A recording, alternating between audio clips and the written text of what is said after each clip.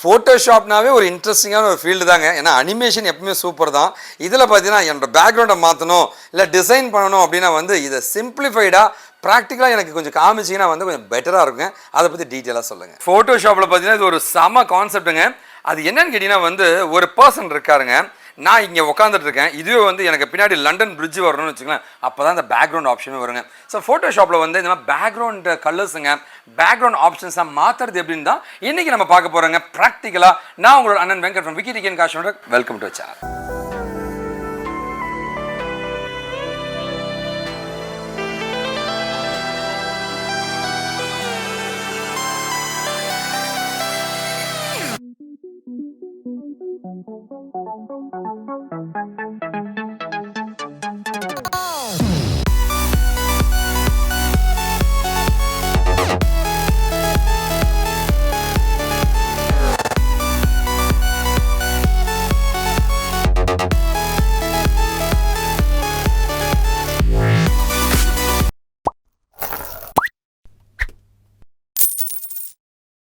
இந்த வீடியோவில் நம்ம என்ன பார்க்க போகிறோம் அப்படின்னா, ஃபோட்டோஷாப் வச்சு ஒரு இமேஜோட பேக்ரவுண்ட் கலரை எப்படி சேஞ்ச் பண்ணுறது அப்படின்றது தான் பார்க்க போகிறோம். நான் ஃபோட்டோஷாப் ஓப்பன் பண்ணிக்கிறேன். ஃபஸ்ட்டு நான் ஃபோட்டோஷாப் ஓப்பன் பண்ணிவிட்டு அதுக்கு தேவையான ஆர்ட்போர்டு நான் க்ரியேட் பண்ணி வச்சுக்கிறேன். நெக்ஸ்ட்டு நான் என்ன பண்ண போகிறேன் அப்படின்னா, கூகுளில் போயிட்டு எனக்கு தேவையான ஃபோட்டோவை நான் செலக்ட் பண்ணிக்கிறேன். பேக்ரவுண்ட் கலர் இல்லாத ஒரு இமேஜை நான் செலக்ட் பண்ணிக்கிறேன். செலக்ட் பண்ணிவிட்டு நான் Ctrl+C கொடுத்து காப்பி பண்ணுறேன். காப்பி பண்ணிவிட்டு தென் மறுபடியும் நான் ஃபோட்டோஷாப் வரேன். ஃபோட்டோஷாப் வந்துட்டு நான் ஓப்பன் பண்ணி வச்சுருக்க ஆர்ட்போர்டு இருக்குது இல்லைங்களா, அதில் நான் என்ன பண்ணுறேன், அதில் கிளிக் பண்ணிவிட்டு நான் Ctrl+V கொடுத்து பேஸ்ட் பண்ணுறேன்.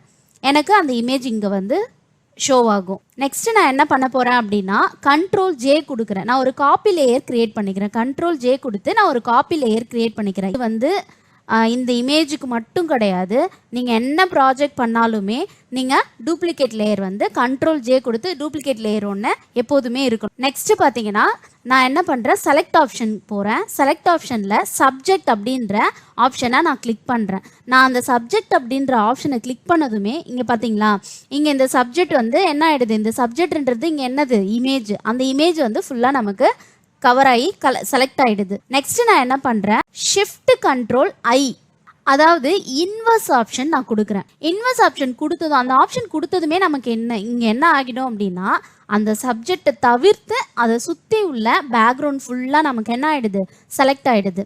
இப்போ நம்ம என்ன பண்ண போகிறோம், சாலிட் கலர் லேயர் கொடுத்துட்டு தென் சேஞ்ச் பிளெண்டிங் மோட நீங்கள் அந்த ஆப்ஷன் நார்மலில் இருக்கும். அந்த ஆப்ஷனை நீங்கள் என்ன பண்ண போகிறீங்க, மல்டிபிளாக மாற்றிக்கிறீங்க. மல்டிபிளாக மாற்றின பிறகு அந்த கலர் தம்ப்லைன் இருக்குது இல்லைங்களா, இந்த இடத்துல பார்த்தீங்கன்னா நீங்கள் டபுள் கிளிக் பண்ணீங்க அப்படின்னா மறுபடியும் நமக்கு என்ன ஆகும், அந்த கலர் சேஞ்ச் பண்ணுற பாக்ஸ் நமக்கு ஷோ ஆகும். அதில் போயிட்டு உங்களுக்கு தேவையான கலர்ஸை நீங்கள் சூஸ் பண்ணுறீங்க. இல்லைனா உங்களுக்கு அங்கே ஆல்ரெடி இருக்கிற கலர்ஸே நீங்கள் வச்சுட்டு நெக்ஸ்ட்டு பார்த்தீங்கன்னா அந்த நார்மல் மோடை நீங்கள் மல்டிபிளாக மாற்றினீங்க இல்லைங்களா, அந்த ஆப்ஷனில் போயிட்டு நீங்கள் பார்த்தீங்கன்னா நிறைய ஆப்ஷன்ஸ் இருக்கும். டார்க்காக மாற்றலாம், இது மாதிரி ஷேடோவாக நீங்கள் சூஸ் பண்ண கலரே வெவ்வேறு மோடில் நம்ம சேஞ்ச் பண்ணிக்கலாம். அவ்வளோதாங்க. பேக்ரவுண்ட் கலர் இப்போ நம்ம சேஞ்ச் பண்ணிட்டோம் இல்லைங்களா. இப்போ இதுதான் பார்த்தீங்கன்னா பேக்ரவுண்ட் கலர் சேஞ்ச் பண்ணுறதுக்கான மெத்தட். இதே மாதிரி நான் கோடிங் கோர்சஸ்லேருந்து கோடிங் கோர்சஸ் வரைக்கும் நிறைய கோர்சஸ் எங்ககிட்ட அவைலபிளாக இருக்குது. ஸோ உங்களுக்கும் இன்ட்ரெஸ்ட் இருக்குது, நீங்களும் ஜாயின் பண்ணி படிக்கிறதா இருந்தாலும் சரி, இல்லை உங்கள் ஃப்ரெண்ட்ஸ் அண்ட் ரிலேட்டிவ்ஸ்க்கு ரெஃபர் பண்ணுறதா இருந்தாலும் சரி, ஸ்க்ரீனில் தெரியுற இந்த நம்பருக்கு காண்டாக்ட் பண்ணுங்கள். தேங்க்யூ.